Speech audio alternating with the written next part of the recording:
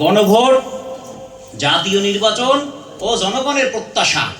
আজকে কি প্রত্যাশা করি আমরা? সংস্কার কমিশন বিভিন্ন সংস্কারের বিষয়ে কথা বলেছে। আসলে সংস্কারের যে কি পেলাম সামনেই আমরা বুঝতে পারবো।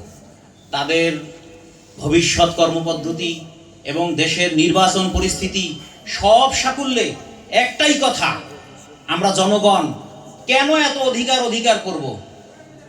আমরা আসলে সঠিক দিক নির্দেশনার অভাবে আজকে বাংলাদেশ বারবার যতটুকু আগায় ততটুকু পিছিয়ে যায়।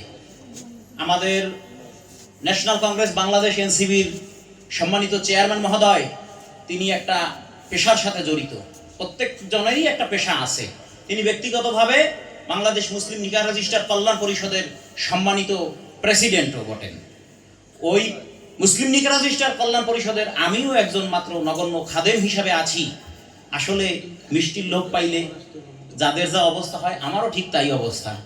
কথায় আছে, আসলে ঢেকি স্বর্গে গেলেও বাড়া বাঁধে। আমি বলতে চাই, অধিকার অনেক কিছু হয়েছে, অনেকের পক্ষে কথা হয়েছে। আমি যেহেতু মুসলিম নিকাহ রেজিস্ট্রার কল্যাণ পরিষদের পক্ষ থেকে প্রতিনিধি হিসেবে এখানে উপস্থিত হয়েছি, সম্মানিত প্রধান অতিথির দৃষ্টি আকর্ষণ করছি, আমরা বৈষম্যের শিকার।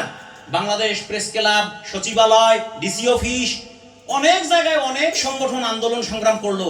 আমরা আমাদের দাবি দাওয়া সম্পর্কে আসলে আন্দোলন সংগ্রাম বলতে তেমন কোনো উশৃঙ্খলপনা আচরণ করি নাই। কিছুক্ষণ আগে এই যে আমাদের সম্মানিত নিউটন অধিকারী দাদা বললেন, সংখ্যালঘু কারা? যারা ভদ্র। আমরা হচ্ছি, দাবি করি সেই ভদ্র মানুষ যারা এই পর্যন্ত কোনো অরাজকতার সাথে, বিশৃঙ্খলার সাথে জড়াই নাই এবং ভবিষ্যতেও জড়াবো না। তবে এই মুহূর্তে আমার একটাই দাবি, আমরা মুসলিম নিকাহ রেজিস্ট্রার যারা আছি তারা সমাজের পেশাগত জায়গায় সবচাইতে বঞ্চিত এবং অবহেলিত এবং নিষ্পেষিত। আমরা এই পেশার জাতীয়করণ চাই।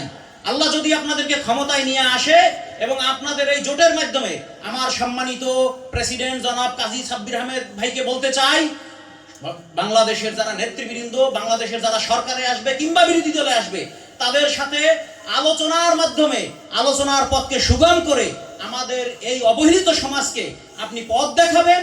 এবং একমাত্র আমাদের দাবি হচ্ছে জাতীয়করণ। আজকের থেকে আমরা বাংলাদেশে এই প্রথম আলোচনায় আসলো, বাংলাদেশে প্রেস ক্লাবের মতো জায়গায় আমাকে আল্লাহ বক্তৃতা দিয়েছেন, বা আমি বলতে পারতেছি শুকরিয়া। তবে আপনাদের প্ল্যাটফর্মের মাধ্যমে যে বললাম, এই জন্য আপনাদের প্রতিও শুকরিয়া। আমরা চাই আমাদের পেশাটাকে জাতীয়করণ করা হোক। আমি অবশ্যই প্রধান অতিথির দৃষ্টি আকর্ষণ করছি, নিশ্চয়ই তিনি আমাদের এ ব্যাপারে একটা আশার বাণী শোনাবেন।